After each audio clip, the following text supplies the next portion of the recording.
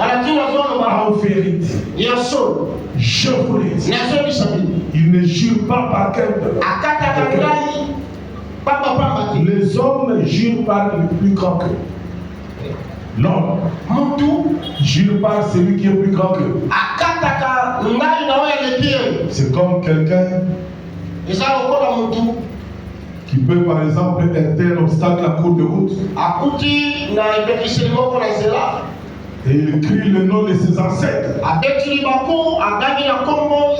Mais nous crions au nom de Jésus. Quoi qu'il arrive, tout ce qui peut arriver, prononce le nom de Jésus. Quel que soit le problème, le danger qui peut arriver. Un jour, j'étais sur une moto. J'étais en train de rouler. Moi-même au volant. Je suis arrivé au niveau du Batam, de l'université d'Examen. J'ai heurté contre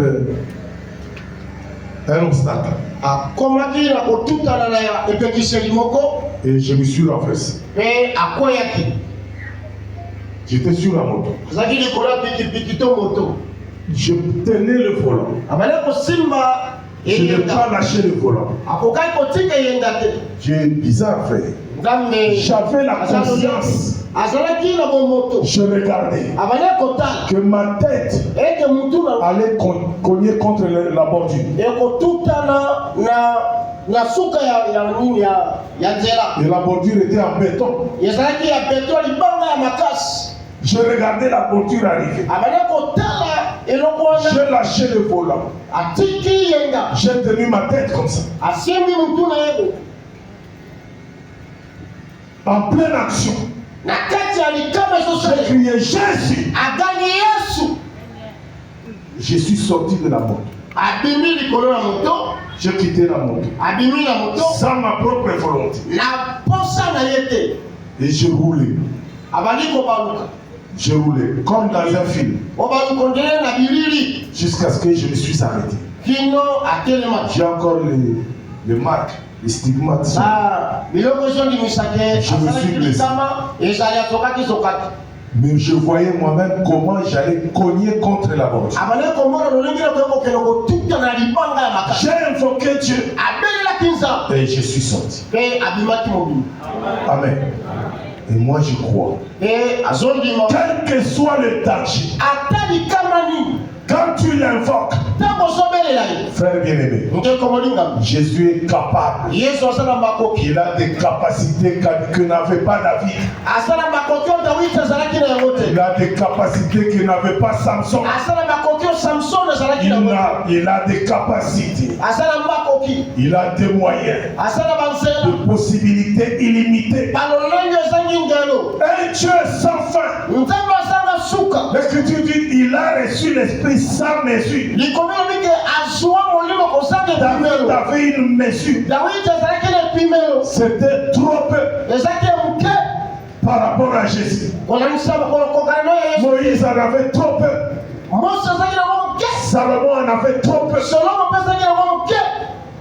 Mais lui, il rassemble Dieu dans sa totalité, dans sa plénitude.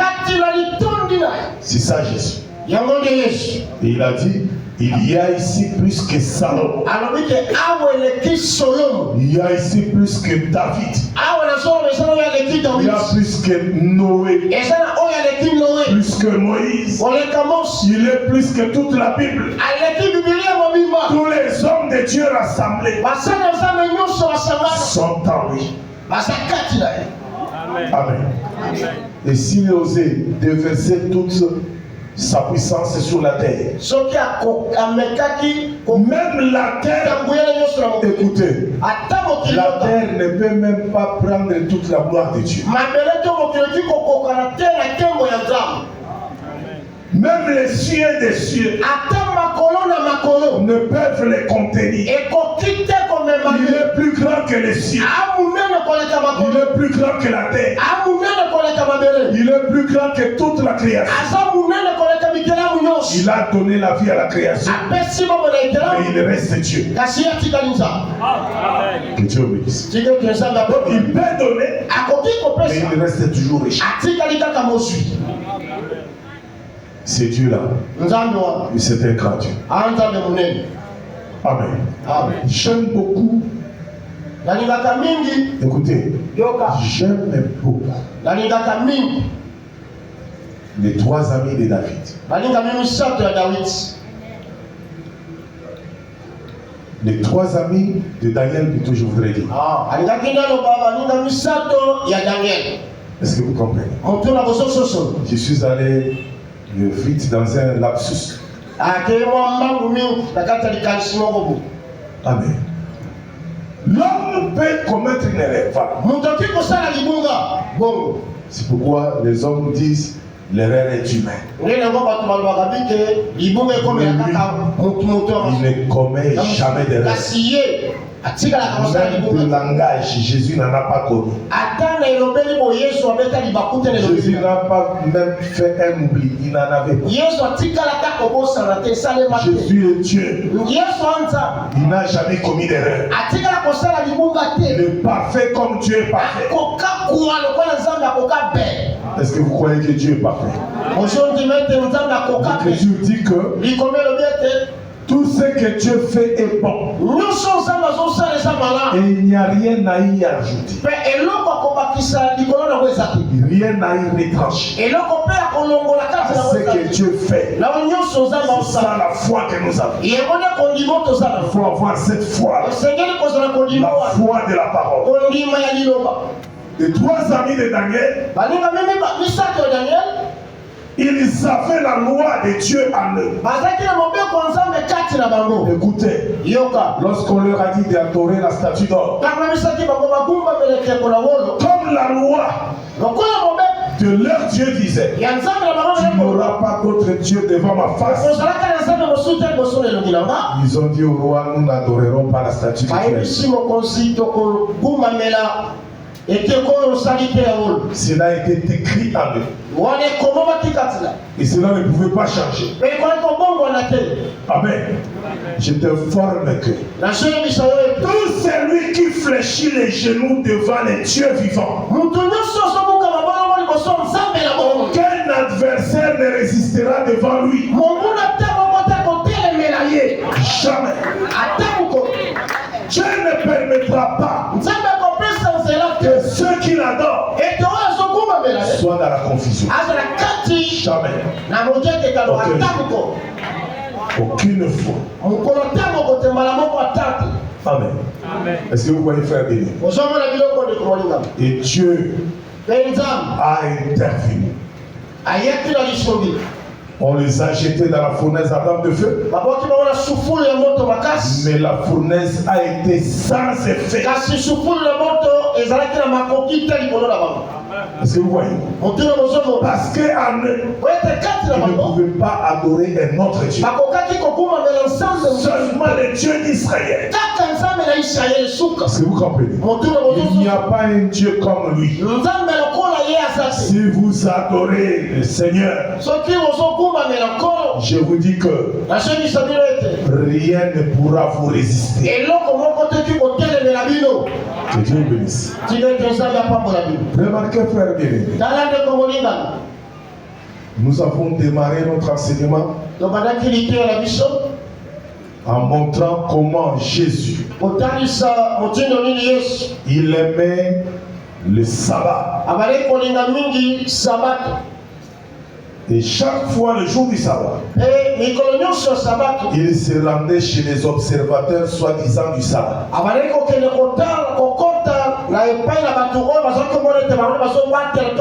Les détenteurs de la doctrine du sabbat. C'était des pharisiens. Et il entra dans leur synagogue pendant qu'il enseignait. Nous avons dit d'abord, frère bien-aimé, le jour du sabbat, on a fait la lecture. Parce que les Juifs le jour du sabbat, ils lisent l'écriture. C'était dans leur coutume aussi. Jésus aussi est arrivé. Il a aussi fait la lecture. Mais il a refermé le rouleau. Je vous informe que jusqu'à ce temps-là, le rouleau était fermé. Mais quand Jésus a lu sa lecture à lui, ce n'était pas pour rester comme ça. Il fallait que le rouleau soit ouvert. Parce que c'était lui-même le rouleau. Et il s'est déroulé devant ces gens-là. Il a dit aujourd'hui, cette parole de l'écriture que vous venez d'entendre, c'est accompli. Amen. Et les gens les regardaient avec des qu'est-ce que c'est? Qu'est-ce qu'il veut dire par là?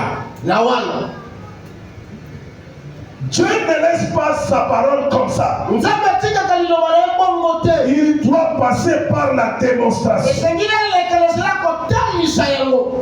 Et la démonstration, il est passé à l'acte. Dans la synagogue, ce jour-là, toute la vie de Jésus, ce n'était que démonstration sur démonstration des Écritures. Il arrive dans la synagogue, pendant qu'il enseigne, il voit une femme qui avait le dos courbé. Il va dire à cette femme, aujourd'hui, tu es guéri de ton infirmité. Il lui impose les mains. Après lui avoir imposé les mains, la femme s'est redressée. Le chef de la synagogue, indigné de ce que Jésus a opéré, ce miracle le jour du sabbat, c'est contraire à la loi. D'après cet homme, le chef de la synagogue, qui gardait un peuple que nous avons montré hier, en réalité, c'est l'humanité que Satan détenait sous son joug. Et cet homme-là répétait l'enseignement qu'il faisait chaque jour du sabbat. Il répétait la loi. Tu n'auras pas d'autre Dieu devant ma face. Il est arrivé à ce niveau-là. Tu travailleras 6 jours. Le 7e jour, c'est le sabbat de l'Éternel. Tu ne travailleras point. Car celui qui travaillera en ce jour-là sera puni de mort. Il répétait la loi. Il répétait la loi. Et ce jour-là encore, il a répété l'enseignement de la loi. Or, l'apôtre Paul dans 2 Corinthiens, au chapitre 4, il déclare que Moïse a les gens qui l'enseignent. Est-ce que nous marchons ça? Moïse est lu chaque jour dans les synagogues. Amen. Amen. On lit Moïse. Or, aussi longtemps qu'on lit Moïse, le voile est jeté. Car quand vous lisez Moïse, le ministère de Moïse, c'était de jeter le voile afin que le peuple ne voit pas. Est-ce que vous comprenez? Il ne fallait pas que le peuple puisse voir. Parce que si vous voyez, vous serez guéris. Si vous comprenez la parole, c'est la guérison. Dieu va vous guérir. Or, Moïse ne pouvait pas. Il ne pouvait pas. J'ai comme l'impression que mes pieds sont en défaillance. Moïse Mose ne pouvait pas dévoiler son visage. Amen. Moïse ne pouvait pas dévoiler son visage. Je veux vous lire cette écriture. Dans 2 Corinthiens. Chapitre 4. Amen. 2 Corinthiens 4e chapitre. Il dit ceci. Si notre évangile est encore voilé, verset 3, il est voilé pour ceux qui périssent. Pour les incrédules, dont le Dieu de ce siècle a aveuglé l'intelligence, afin qu'ils ne vissent pas prier la splendeur de l'évangile de la gloire de notre Dieu, qui est l'image de Dieu. Amen. Que Dieu vous bénisse. Nous rentrons un peu plus haut pour bien expliquer. C'est dans 2 Corinthiens 3, verset 14.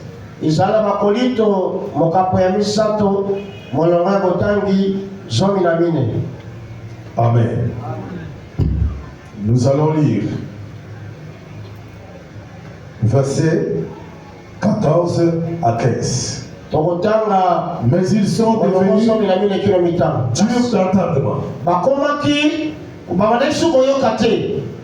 Car jusqu'à le même voile demeure quand ils font la lecture de l'Ancien Testament.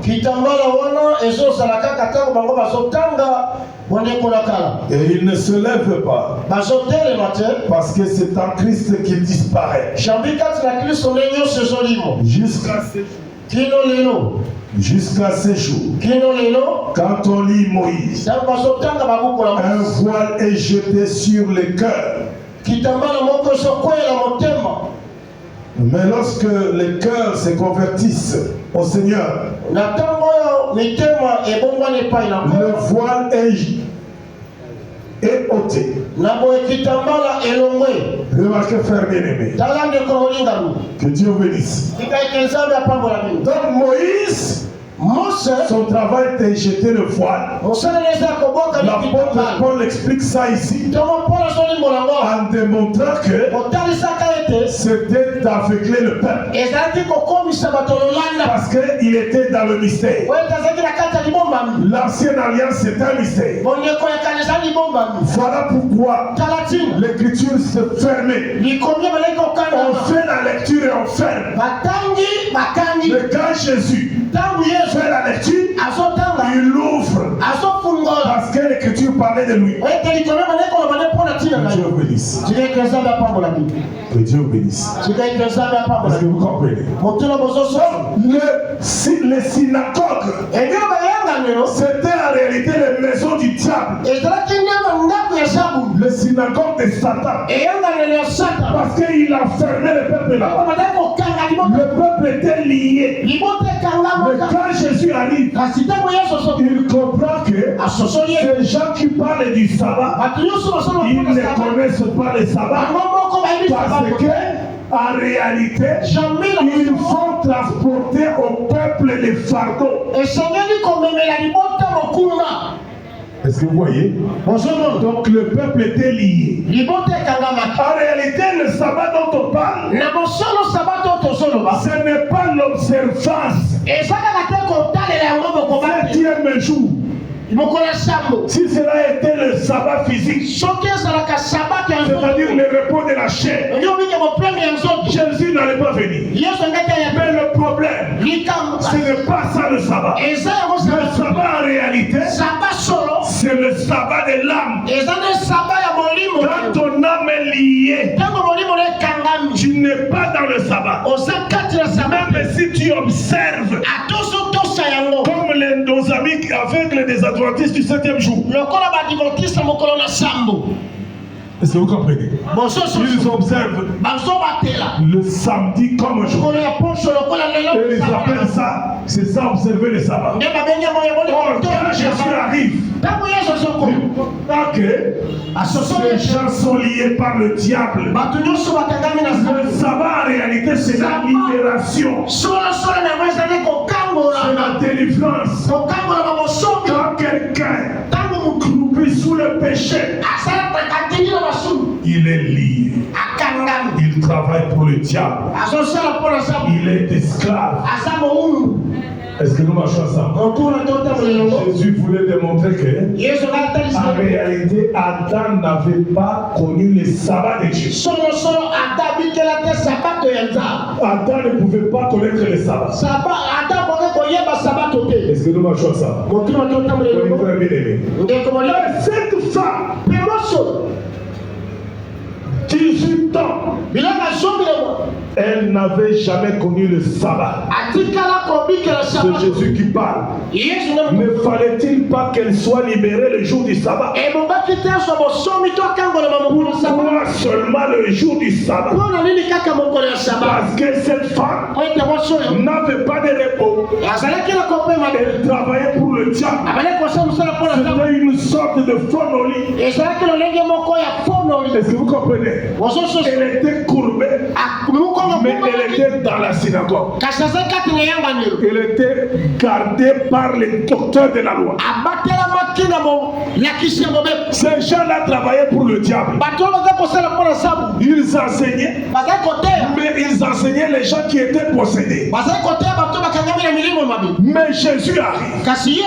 Cette femme n'a pas fait 14 ans, n'a pas fait 7 ans, mais 18 ans. Pourquoi seulement 18 ans? Or, Jésus vient le jour du sabbat. Donc, ces 18 ans sont liés au sabbat. Est-ce que nous marchons ensemble? Dieu ne fait jamais les choses au hasard.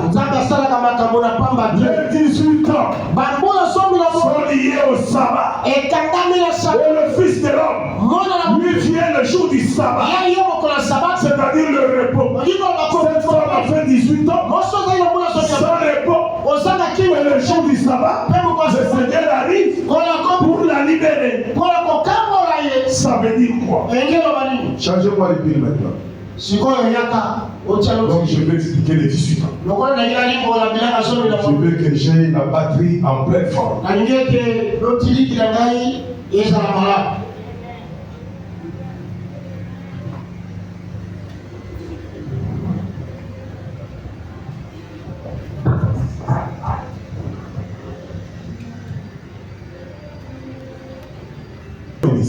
Remarquez, frère bien, je vous ai toujours dit que Dieu ne parle jamais en vain.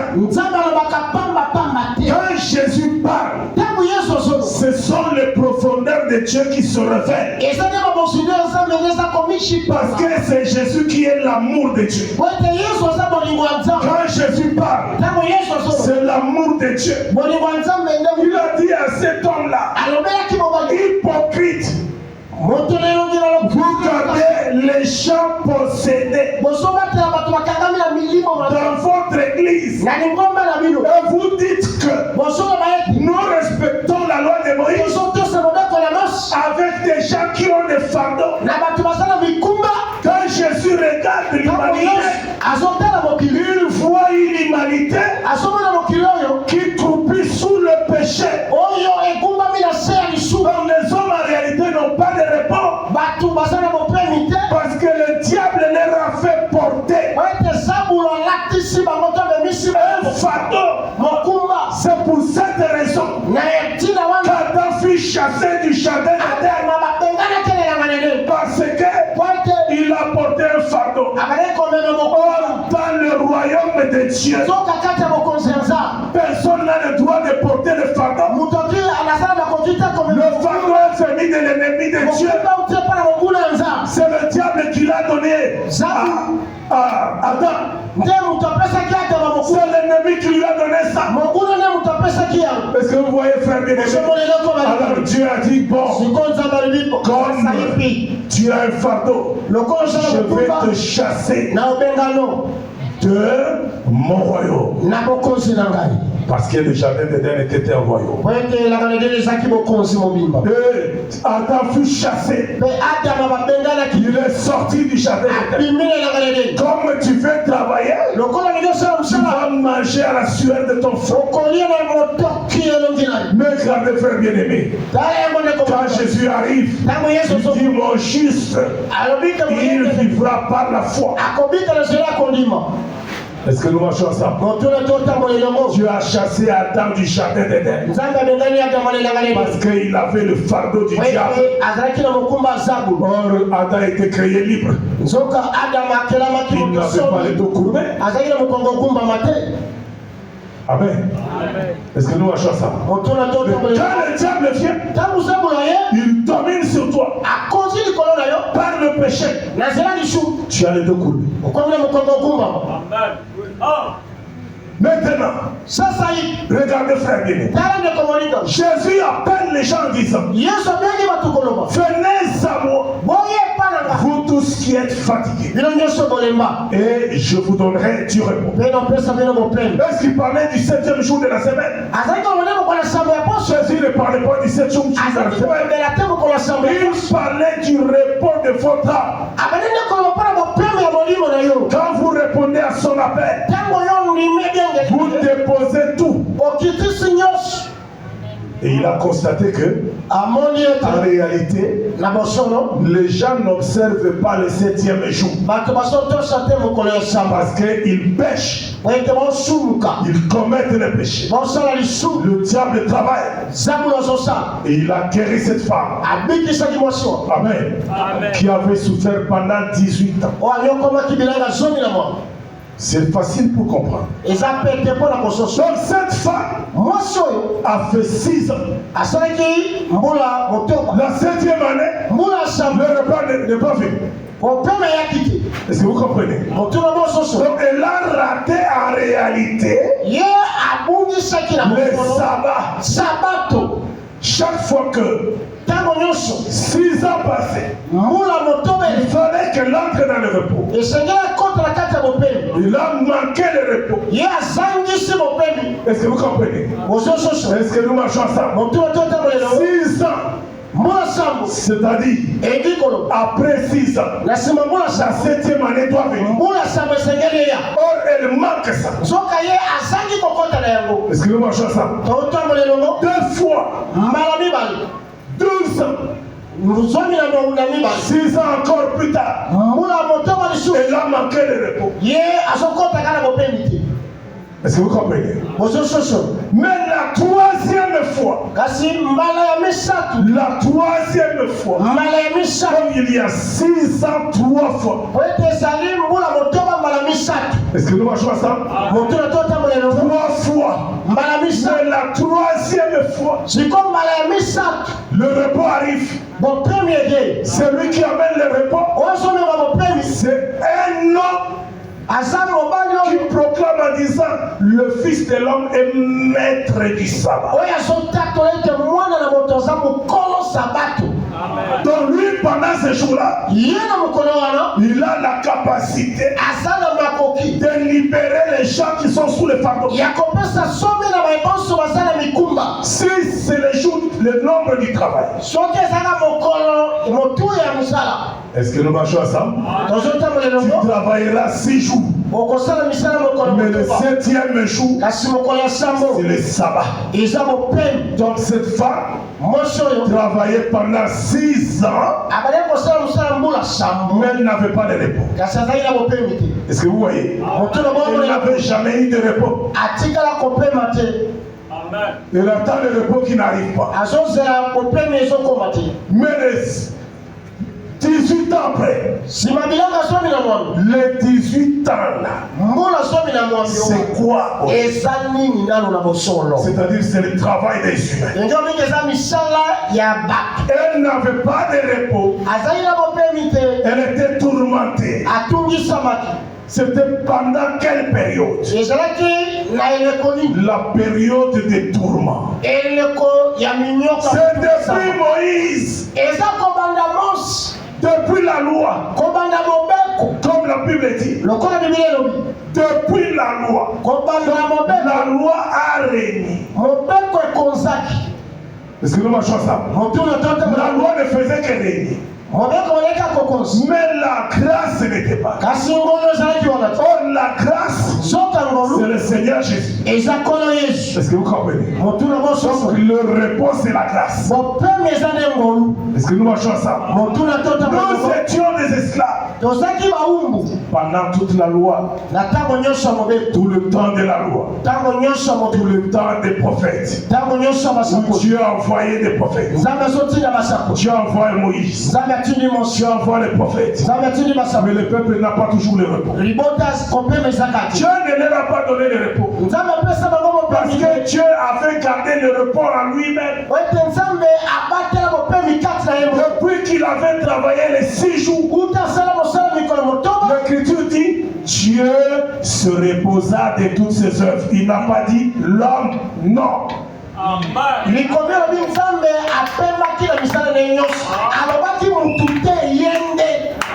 dans le repos de Dieu, c'est là où il y a la bénédiction. L'Écriture dit il sanctifia le 7e jour. Il bénit le 7e jour. Et il dit c'est un jour saint. Donc les autres jours, ce n'est pas le jour de Dieu. Seulement le jour du sabbat qui est son jour. Et si quelqu'un entre dans le repos, d'après Hébreux chapitre 4, celui qui entre dans le repos de Dieu, il se repose de toutes ses œuvres, comme Dieu s'est reposé des siennes. Oh, regardez frère bien-aimé. Toi et moi, nous nous reposons. Si nous nous reposons le samedi, le lundi, nous reprenons le travail. Est-ce que c'est ça le repos? Non, ce n'est pas ça le repos. Le repos consiste à entrer en Dieu lui-même. C'est là où il y a le repos. Voilà pourquoi ces jours-là, remarquez frère bien, ce jour-là,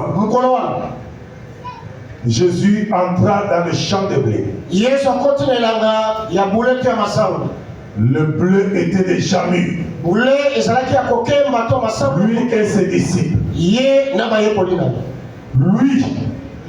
n'a pas pris le blé pour manger. Mais ce sont les disciples. Il entra dans le champ de blé. Tout le mouvement que Dieu fait, il le fait avec une intention. Il